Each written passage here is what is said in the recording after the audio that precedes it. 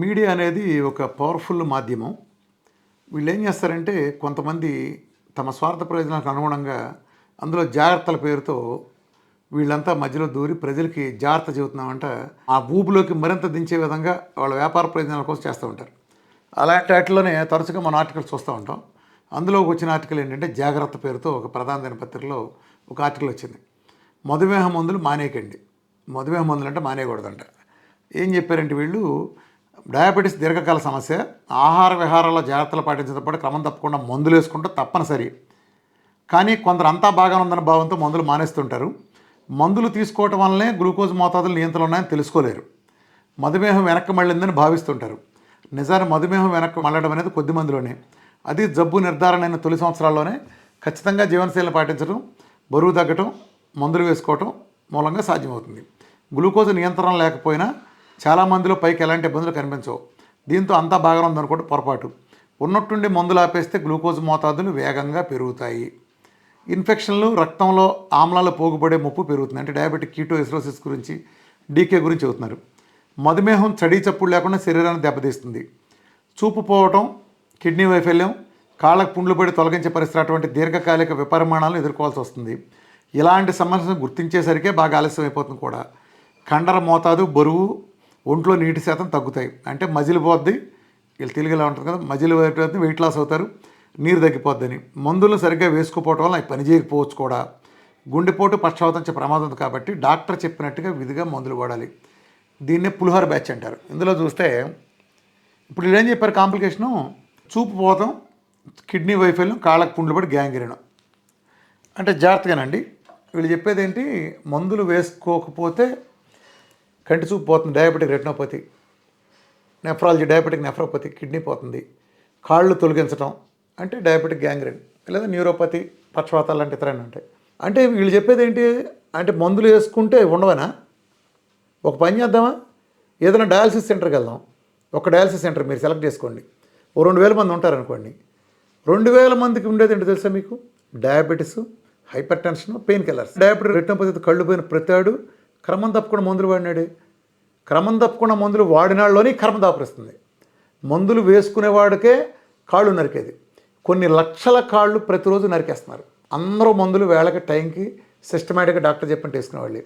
America దగ్గర నుంచి, Europe దగ్గర నుంచి, ప్రపంచంలో ప్రతి దేశంలో, భారతదేశం దగ్గర నుంచి కాలు కనుక తేడా వచ్చి కొన్నాళ్ళు మందులు వాడటం, ఆ మందుల డోసు పెరగటం, వీళ్ళు ఎంత బాగా చేసినా చివరి కళ్ళు పోవటం. వీళ్ళు చెప్పేది ఏంటంటే కొంతమంది పూనాలను చూపిస్తారు. అంటే డయాబెటీస్ 30 ఏళ్ళ నుంచి ఏం కాదు కదా అని. ఇప్పుడు నేను చెబుతా, మా నాన్నగారికి ఆయన 50 సంవత్సరాల పాటు రోజు 20 చుట్టలు తాగేవాళ్ళు. ఇప్పుడు ఆయనకి ఏ క్యాన్సర్ రాలేదు కాబట్టి, ఏ గుండెపోటు రాలేదు కాబట్టి చుట్టలు తాగితే క్యాన్సర్ రాదని సిద్ధాంతం చెబుతామా? వాళ్ళు గట్టిగా బరువుగా ఇతరత్ర ఇమ్యూనిటీ బలంగా ఉండేవాళ్ళు కొంతమంది ఉంటారు. ఎన్ని తిన్నా, గుట్కాలు తిన్నా క్యాన్సర్ రాని వాళ్ళు ఉంటారు. నాకు తెలిసి ఒకడు ఉన్నాడు, 10 ఏళ్ళ నుంచి గుట్కా తింటాడు, వాడికి ఏ క్యాన్సర్ రాలే ఇప్పటికీ. మరి అందుకని గుట్కా తిన్న వాళ్ళు క్యాన్సర్ రాదని వాడిని చూసి తీర్మానిస్తామా? ఎవడో ఒక సమాజంలో ఒకటిద్దరిని చూసి చెబుతామా? సమాజం మొత్తానికి ఎందుకు పోతున్నాయి? దానికి రెస్పాన్సిబిలిటీ ఎవరు? మందులు వేసుకుంటాం. దేనికి వేసుకోవాలి మందులు? అసలు డయాబెటీస్ స్పెల్లింగ్ తెలుసా? నేను అడుగుతున్నాను. అల్లోపతిలో అసలు డయాబెటిక్ మీనింగ్ తెలుసా మీకు? మీనింగ్ తెలిస్తే తగ్గించగలగాలి. తగ్గించినప్పుడు మీనింగ్ చెప్పాలి. మీరు ఎవరికి తగ్గించారు? మీ మీద నాకు ఎంత కాన్ఫిడెన్స్ లేకపోతే బేకం కొట్టంగా నేనే వచ్చి మీరు ఎవడన్నా మీది మూలం తగ్గినప్పుడు ఒకటి చూపిస్తే ప్రపంచంలో 150 ఏళ్లలో మీ చరిత్ర మొత్తంలో 2 కోట్లు బహుమతికి ఇస్తానన్నానంటే, 8 ఏళ్ళ నుంచి చెప్తా అంటే ఇంతవరకు ఒక్కడ ఛాలెంజ్ తీసుకెళ్ళిపోయారంటే మీ వ్యవస్థలు ఎంత పతనమైన అధ్వాన స్టేజ్ నుండి ప్రజల ప్రాణాలతో ఎలా చెలగాటాడుతున్నాయో మీరు చూడలేదా? మందులు వేసుకోవాలా? దేనికి వేసుకోవాలి? మీరు మందులు డయాబెటీస్కి ఇస్తున్నారా, బ్లడ్ షుగర్కి ఇస్తున్నారా? 300 షుగర్ ఉంటే బ్లడ్లో మీరు ఇన్సులిన్ ఇచ్చారు, అది 90కి వచ్చింది. 210 ఎక్కడికి వెళ్ళింది చెప్పండి? 210 ఎక్కడికి వెళ్ళింది? పోయిందా? పోతే మరి మరుసటి రోజు ఎందుకు వేస్తున్నారు? ఎక్కడ పోయింది? ఒంట్లోంచి పోయిందా? కేవలం మీరు చూసే బ్లడ్లోంచి పోయిందా? అంటే బ్లడ్లో షుగర్ లేకపోతే బాడీలో ఎక్కడా లేనట్టేనా? డయాబెటీస్ అంటే బాడీలో ఉండే మొత్తం షుగర్ లెక్కేస్తుంది కదా చెప్పేది. మీరేంటి కేవలం బ్లడ్ అనే ఒక లిక్విడ్లో లేకపోతే ఇంకా లేనట్టేనా? మీరు ఇచ్చిన మందు ప్రభావంతో తాత్కాలికంగా ఆ మందు ప్రభావం ఉన్నంత వరకు బ్లడ్లో మాయమవుతుంది. అంటే మాయమైపోతే కనిపించకుండా చేస్తే అయిపోయిందా? ఇప్పుడు నేను టేబుల్ ముందు కూర్చున్నా, హాల్లో మీరు వచ్చారు, నానా చెత్త ఉంది, ఇప్పుడు నేను టేబుల్ కింద తోసా, మీకు పైకి కనిపించడానికి టేబుల్ నీట్గా కనిపించవచ్చు, కానీ నా రూమ్ చండాలంగా ఉంది, గుర్తుపెట్టుకోండి. మీకు అది కనిపించట్లా. అంటే కనిపించకుండా మాయ చేసి మోసం చేయడానికి చికిత్స అన్నారంటే మిమ్మల్ని ఏం చేయాలి? అరే ఆఫ్టర్ ఆల్ నాన్ మెడికల్ పర్సన్ని నాకే ఇన్ని తగ్గుతాయి అంటే 100% కాదు 1000% విజయంతో టైప్ 1 డయాబెటీస్ కూడా తగ్గుతుంటే ఇన్సులిన్ ఒక్కటి కూడా వాడకుండా ఇంకా ఏ భ్రమలో ఉంటున్నారా చెప్పండి. మీరు దేనికోసం మందులు ఇస్తున్నారు? షుగర్ తగ్గటానిక, డయాబెటీస్ తగ్గటానిక? ప్రజలు గుర్తుపెట్టుకోండి, మనకు వచ్చిన వ్యాధి పేరు డయాబెటీస్. అలోపతి వైద్య ప్రపంచం వీళ్ళు చేసే వైద్యం బ్లడ్ షుగర్కి. తమాషా ఏంటంటే రెండు వేరు. Blood sugar is not diabetes.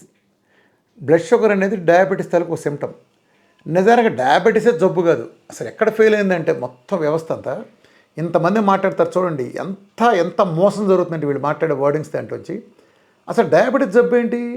డయాబెటీసే oh symptom, వేరే జబ్బు తాలూకు ఓ లక్షణం. ఆకులు నాకేవాడు మూతులు నాకేవాడు అంటారు సరే, ఇది మూతులు నాకేవాడు, ఆకులు నాకేవాడు వేరే ఉన్నాడు కదా. డయాబెటీస్ అనేది ఒక symptom of insulin resistance. Diabetes ఎందుకు వచ్చింది కారణం చెప్పరు.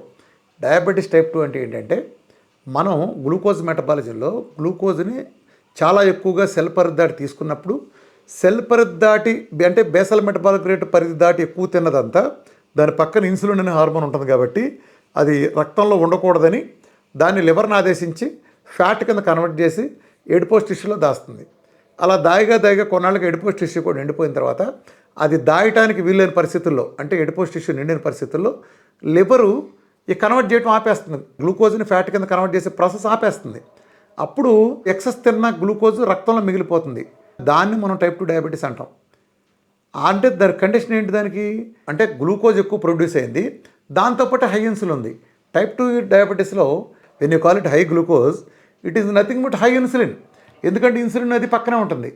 అరే నీకు గ్లూకోజ్ ఎక్కువ ఉంటుంది నీ జబ్బు అయితే, అంటే దాని పక్కన ఇన్సులిన్ ఎక్కువ ఉంటుంది నీ జబ్బు అయితే మళ్ళీ నువ్వు ఇన్సులిన్ ఇస్తానంటే ఏంటి? అసలు బుర్ర ఏమైనా ఉంది అసలు? నిజంగా గేదెల మళ్ళేసేవాడు కూడా ఇట్లాంటి సైన్స్ చెప్పడం. ఇన్సులిన్ ప్రొడక్షన్ పడిపోయింది అంటారు, ఏమైనా అర్థం ఉంది అసలు? ఇన్సులిన్ ప్రొడక్షన్ పడిపోతే టైప్ 1 అట్లా ఇన్సులిన్ ప్రొడక్షన్ చచ్చిపోతే టైప్ 1 లేదా టైప్ 1.5 ఈ కేటగిరీలు వస్తాయి.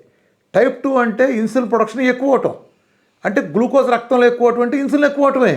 ఈ బేసిక్ అవగాహన లేకుండా ఇన్సులిన్ అరే గ్లూకోజ్ని తగ్గించాలంటారు, దాంతోపాటు ఉండి ఇన్సులిన్ తగ్గించకుండా గ్లూకోజ్ ఎక్కడ తగ్గుతుంది? అసలు బుర్ర ఏమైనా ఉందా?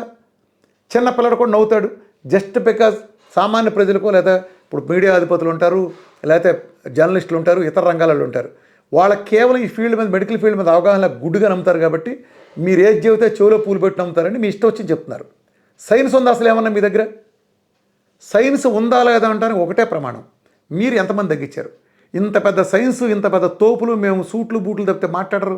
నోబుల్ బొమ్మతులు అంటారు, పేపర్లు అంటారు, రీసెర్చ్లు అంటారు, తొక్కతోలు అంటారు, ఇన్ని చెప్తారు మీరు కబుర్లు. ఒక్కడ డయాబెటీ తగ్గినట్టు చూపించాయంటే జేబులో చేతులు పెట్టుకుని త్రికృణ శివరాశి పేర్లు వెళ్ళిపోతా ఉంటారు. మళ్ళీ ఒక్కడున్నాడా?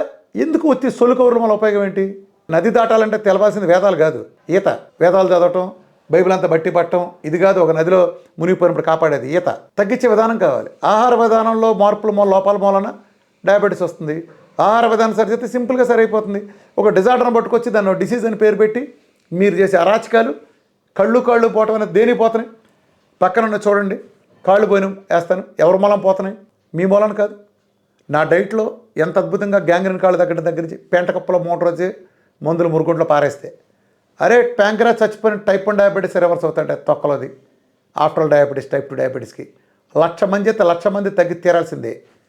కొన్ని ఎక్సెప్షన్లో అతి కొద్ది మంది ఎవరాళ్ళు ఆ కేటగిరీ ఏంటి? ఎప్పుడైనా మీకు శరీరంలో గుండె జబ్బులు ప్రమాదం కనుక మీకు ఉంటే అంటే సిటీ కాల్షియం స్కోర్ లాంటి ఎక్కువ ఉంటాం, శరీరంలో ప్లేక్స్ లాంటి ఎక్కువ ఉన్న సందర్భాల్లో హై ఉన్న వాళ్ళలో కొందరికి, అట్లనే కొన్ని రకాల క్యాన్సర్లు ఉన్న వాళ్ళకి, అలానే విపరీతమైన మానసిక ఒత్తిడి ఉన్న వాళ్ళకి, అంటే ఇంట్లో ఎప్పుడు ఏదో ప్రెషర్, ఫ్యామిలీ ప్రెషర్ కానీ ఫైనాన్షియల్ ప్రెషర్స్లో ఉన్న వాళ్ళకి, లేదా టైప్ 1 డయాబెటీస్ కింద ఫోర్సర్గా కన్వర్ట్ అయిన వాళ్ళు, ఒరిజినల్గా టైప్ 2 ప్యాంక్రాస్ డెడ్ అవుతుంది కొన్ని కారణాలతో వాళ్ళకి, ఇమ్యూనిటీ రీజన్స్తో అలా ఉండేవాళ్ళు, లేదంటే డయాబెటిక్ కీటోసిస్ టైప్ 1 కాదు టైప్ 1లో 30% మందికి వస్తే ఇక్కడ కూడా ఏ 1000లో ఒకరికో ఏ 10,000 మందిలో 3-4 వస్తుంది. అలా ఉండేవాళ్ళకి తప్ప ఎవరికైనా తగ్గి తీరాల్సిందే. వీళ్ళు ఏ లక్షల్లో అతి కొద్ది మంది ఉంటారు, వీళ్ళు తప్ప. వీళ్ళకి ఆ ఒరిజినల్ ప్రాబ్లం సరిచేస్తే వెంటనే సరైపోతుంది. ఇన్సులిన్ రెసిస్టెన్స్తో వచ్చే ఏ ప్రాబ్లం అయినా ఇన్సులిన్ రెసిస్టెన్స్ తీసేస్తే తగ్గుతుందంటే మీరు మళ్ళీ అన్నం బదులు చపాతీలు పెట్టి ఇడ్లీ బదులు ఉప్మా పెట్టి ఏంటి నాన్ సెన్స్ అంతా?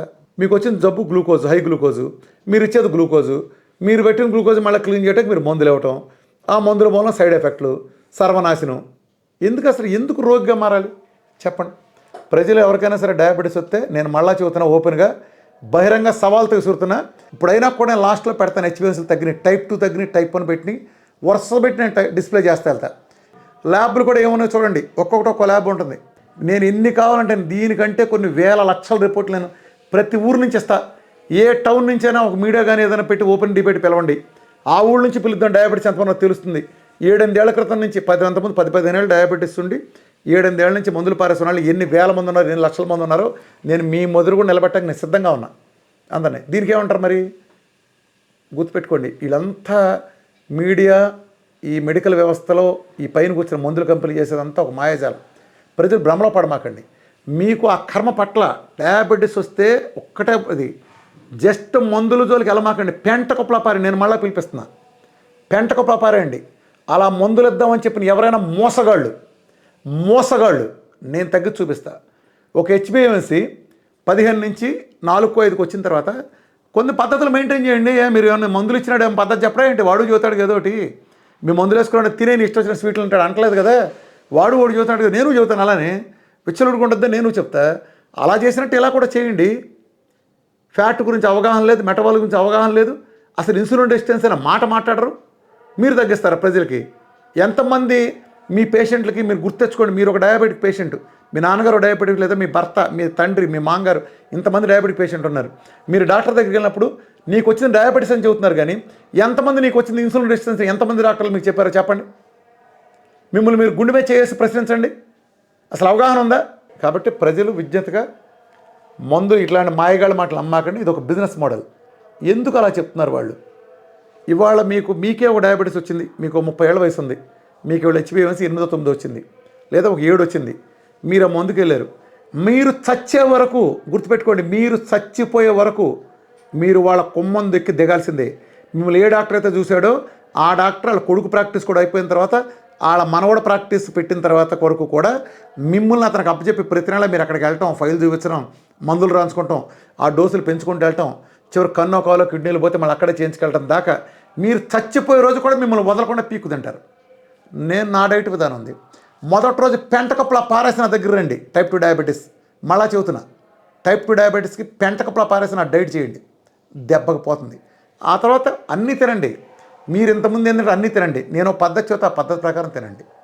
మనం ఇన్సులిన్ రెసిస్టెన్స్ ఫైట్ చేద్దాం, పిల్ల కొమ్మ మీద కాదు, గుర్తుపెట్టుకోండి. ఓకే. సో మందులు పారాయకండి అని చెప్పేవాడు ఎవడైనా మోసగాడు, జాగ్రత్తగా ఉండాల్సింది వీళ్ళతో.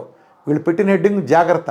ఇట్లాంటి మాయగాళ్లతో, మోసగాళ్లతో, ఆరోగ్య వ్యాపారులతో మన ప్రాణాలని పణంగా పెట్టి మన బంధువుల్ని బలుగునే వాళ్ళతో చాలా జాగ్రత్తగా ఉండండి ప్రజలందరూ. Thank you.